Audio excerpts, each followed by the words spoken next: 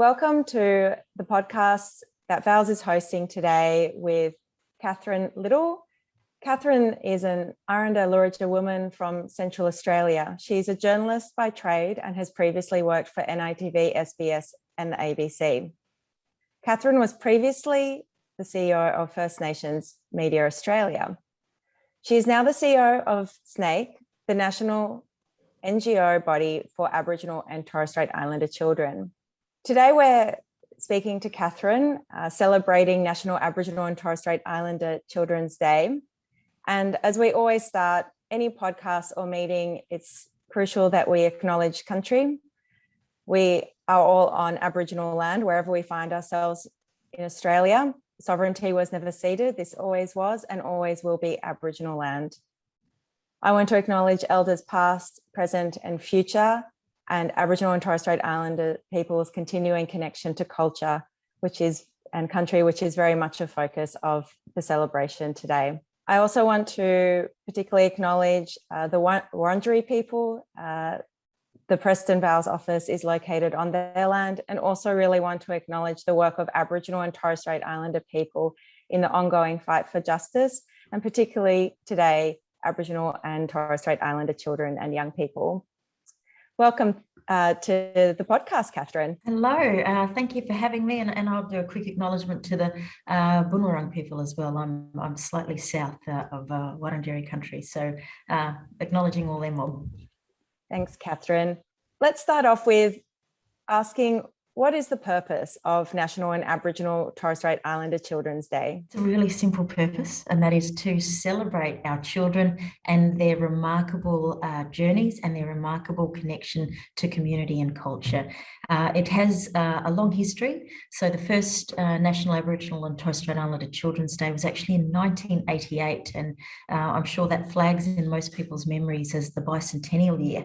And as our mob were taking to the streets and reminding Australia of our survival and our resilience, it was also identified that, while we're telling these stories, we need to make sure our children feel proud and that they have a reason to stand up strong and celebrate this incredible journey that they have, because these are stories they're going to have to take forward. So it was then talked about, and they landed on a date, and the date is also really important because August the 4th historically was the date, birth date given to children who were removed under the assimilation policies. Thank you, Catherine. And I think it's really wonderful to take the opportunity to celebrate the strength and the culture and the resilience of children. So often when we're talking about access to justice, whether it's, the youth justice system or the child protection system, there's a focus on, I suppose, challenges and shortcomings. So taking time to reflect on how we should be celebrating for and with Aboriginal children is really important. This year's theme is Proud in Culture, Strong in Spirit. Can you please tell us about why this theme is so important? Absolutely, and it relates to those issues that you just raised, because what we know and what Aboriginal and Torres Strait Islander people have known for a very, very, very long time is that our children thrive, and their well-being, their health, their development and their safety is best when they have connection to their families, their communities, and their culture and their languages. So that's why we tied this year's theme to those particular principles, because that's what it's all about. If we can instill a sense of pride, if we can make sure that even when families and children are maybe having a hard time of it, because that happens to some of our mob, if they have access to those things that remind them that you belong to this incredible, resilient culture and your families and communities are remarkable, then that gives you, that cements your place in the world. When we're talking about children, we all often have adults speaking on their behalf. Their voices and experiences aren't always centered, whether that's in, collecting evidence on how to improve access to justice, or whether it's making suggestions on how to improve these systems, whether it's education or health or, interactions with police, all of those things. We don't often center the voices of children in terms of what their recommendations might be. And under the Convention on the Rights of the Child, children have a right to express their views freely on all matters affecting them.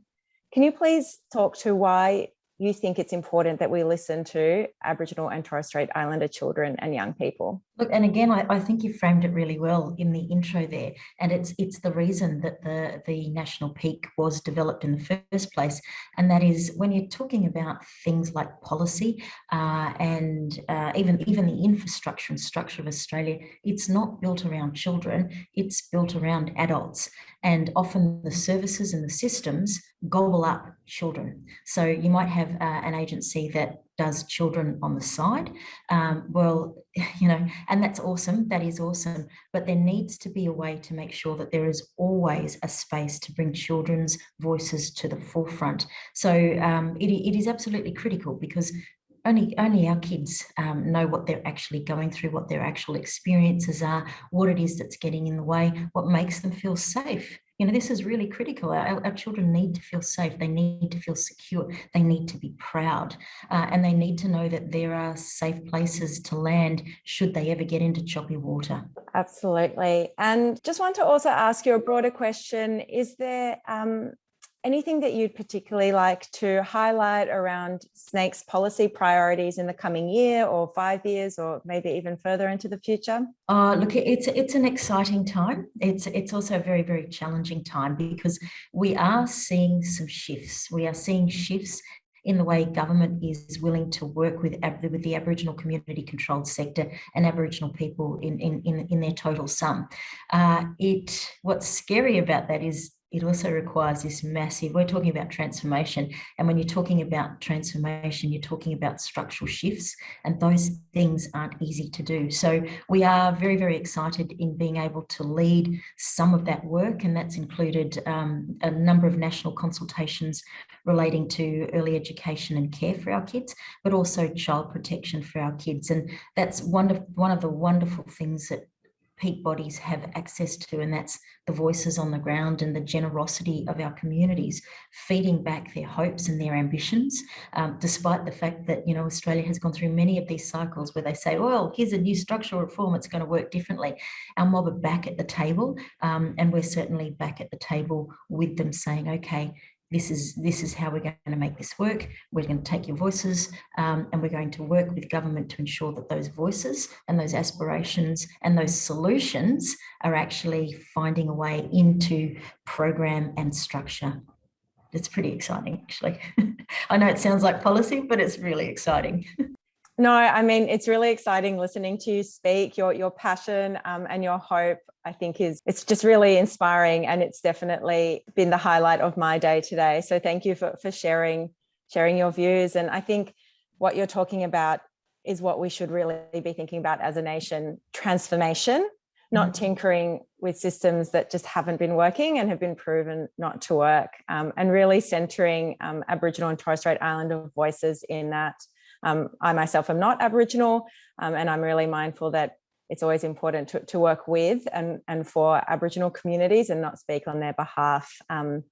Obviously, there's plenty of fearless, courageous, inspiring leaders such as yourself working in this space. And I suppose, Catherine, is there anything else you'd like to say? Any final words? Look, just look, if you do have some time today, think about children, think about how you share your stories, think about how you ensure that our children have a bright future in front of them. If you're looking for ideas, we have a website, and that's aboriginalchildrensday.com.au, and there are a few activities on there, but there's also the opportunity to share photos. Now, our mob loves sharing photos, and our mob loves sharing stories, so please get on there, share your photos, tweet, try the activities, and just be really proud of who you are as people, and your communities and your families and your wonderful children. We call them Chichi in my part of the world. Chichi Bulga, Big Mama Kids. That's really beautiful, Catherine. And I think it's always great to share, next steps for anyone who's listening to this podcast. So I'll leave you to what will inevitably be a busy day for you. And thank you again for taking the time to speak to us today. Pleasure. Thank you very much for having me.